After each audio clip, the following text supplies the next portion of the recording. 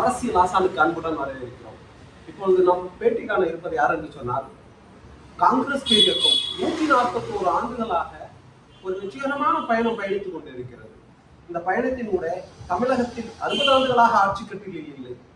ஆனால் ஒரு இளைஞர், தஞ்சாவூரை சார்ந்தவர் சபீர் முகமது என்பவர், காங்கிரஸ் இயக்கத்துடைய 141வது ஆண்டு தொடக்கத்தில் ஒரு நடைபயணத்தை மேற்கொண்டு அந்த நடைபயணத்தை தமிழகத்தில் தனது இன்னுயிரை நீத்த மறைந்த இந்தியாவின் பிரதமர் ராஜீவ்காந்தி அவர்களுடைய நினைவிடமான ஸ்ரீபெரும்புத்தூரில் தனது நடைபயணத்தை முடிப்பதற்காக ஒரு மிகப்பெரிய நடைபயணத்தை மேற்கொண்டிருக்கிறார். வணக்கம் சகோதரா. இப்போ நம்மளுடைய பயணத்தின் நோக்கம் என்ன? உங்களை பத்தி நீங்க ஒரு சின்ன. என்னோட பேர் ஷபீர் முகமது. தஞ்சாவூர் மாவட்டம் பாபநாச வட்டம் ஐயம்பேட்டை சொந்த ஊர். பயணத்தோட நோக்கம் பார்த்தீங்கன்னா, மத நல்லிணக்கத்தை பேணி ஜனநாயகத்தை போற்றி இளம் தலைவர் ராகுல் காந்தி அவர்களின் கைகளை வலுப்படுத்துகிற விதமாக ஒரு இணைந்து தான் என்னுடைய முயற்சி. இன்னும் சொல்ல போனால், கடந்த காலங்களில் நிகழ்காலங்களில் பார்த்தோம்னா மத பிரச்சனைகள் நிறைய இருக்குது. அதெல்லாம் இல்லாமல் சுதந்திரம் பெற்றப்போ எல்லாரும் ஒன்றா இருந்து சுதந்திரம் வாங்கணும். அதே சந்தோஷம் திரும்ப வேணும். அந்த சந்தோஷம் வேணும்னா இந்திய தேசிய காங்கிரஸ் ஆட்சிக்கு வந்து அமைப்பு தான் முடியும்.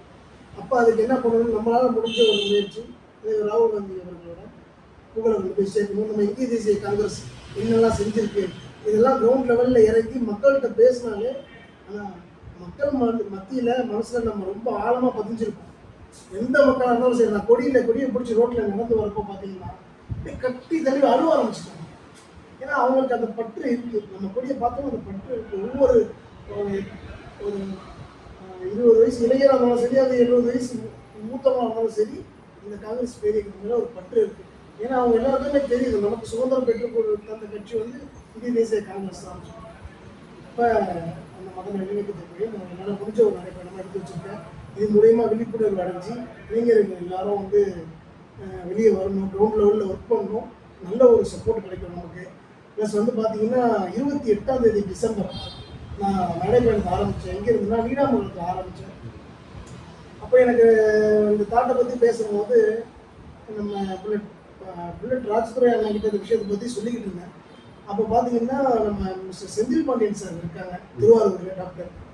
அவங்கள்ட்ட வந்து கான்டாக்ட் கிடச்சிது. சார் என்ன சொன்னாங்க, நீ எதுக்கு தோண்டு போகாத தம்பி, நான் உனக்கு ஃபுல் சப்போர்ட் பண்ணுறேன்னு சொல்லிட்டு இன்னைக்கு வரைக்கும் இப்போ வரைக்கும் என்னை ஆர்கனைஸ் பண்ணிகிட்டே இருக்காங்க, ஃபாலோ பண்ணிகிட்டே இருக்காங்க.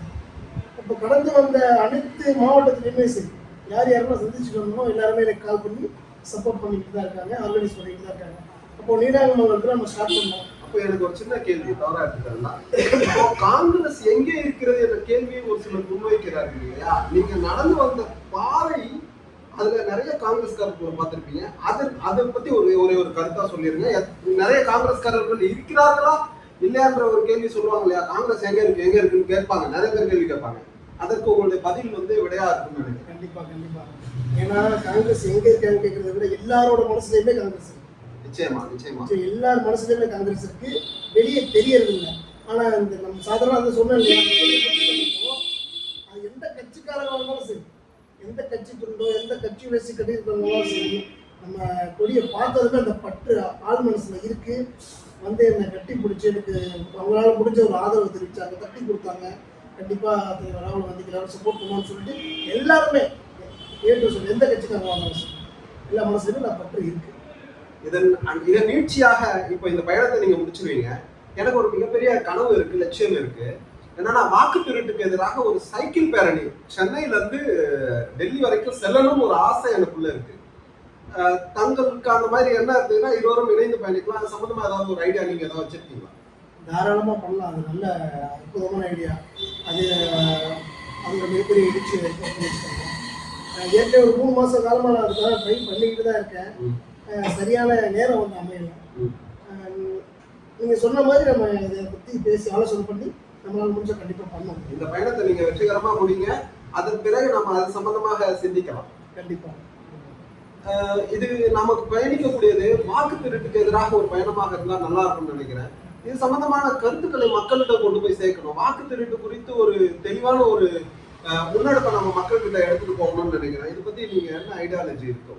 ஆக்சுவலாக பார்த்தோம்னா இந்திய மக்கள் அனைவருக்குமே தெரியுது இது வாக்குத்தத்தோடு தான் எலெக்ஷன் நடந்துகிட்டு இருக்கு. அப்போ இந்த நம்ம வந்து மெத்தடை தான் மாற்றணும்.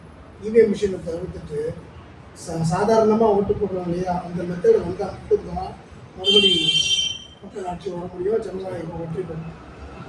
செஞ்சி சபீர் அண்ணன் வந்து இந்த நடைபயணத்துல முகமது ஷபீர் அவர்கள் இவர் எப்போ ஆரம்பிச்சாங்களோ ஆரம்பிச்ச காலத்துல இருந்து நம்ம அவரை ப்ரொமோட் பண்ணோம் அவர் என்ன மாதிரி பண்ணிட்டு இருக்காரு, அவரோட விஷயங்களை மக்களுக்கு எடுத்துட்டு போய் சேர்க்கணும்னு சொல்லிட்டு ஒரு ஆர்வ மிகுதியா செயல்பட்டு இருக்காரு. அண்ணன் வந்து இன்னைக்கு பாண்டிச்சேரி ஏதாவது கடலூர்ல ஜாயின் பண்ணியிருக்காங்க. கடலூர்ல ஜாயின் பண்ணி பாண்டிச்சேரி வரைக்கும் நடந்து வந்திருக்காங்க. ஆனா உங்களோட ஐடியாலஜி என்னன்னா, இது என்ன எப்ப பார்த்தாலுமே ஒரு ஆர்வமா செயல்பட்டு இருக்கீங்களா? காங்கிரஸ் உங்களுக்கு என்ன செய்யுதுன்னு உங்களுக்கு ஒரு நம்பிக்கை இருக்கு? காங்கிரஸ் நமக்கு எதுவும் செய்யறதில்ல, நாம் காங்கிரஸ் என்ன செய்யணுமோ அதை முறையாக கண்டிப்பா காங்கிரஸ். இதுதான் ஒரு உண்மையான தொண்டனுடைய எதிர்பார்ப்பு. ஏன்னா காங்கிரஸ் நமக்கு என்ன செய்தது என்பதை நமது நோக்கம் அல்ல, நான் கட்சிக்கு என்ன செய்கிறேன் என்பதுதான் என்னுடைய நோக்கம் என்று உண்மை தொண்டனாக ஒரு உணர்வுபூர்வமான ஒரு பதிலை அளித்திருக்கிறார். நிச்சயமாக இது போன்ற உண்மை தொண்டர்கள் இருக்கும் வரை காங்கிரஸை எவனாலும் அழிக்க முடியாது என்பதை தெளிவாக கூறி விடைபெறுகிறோம். நன்றி, வணக்கம், ஜெயஹிந்த். இந்த வெற்றி பயணம் தொடரும்.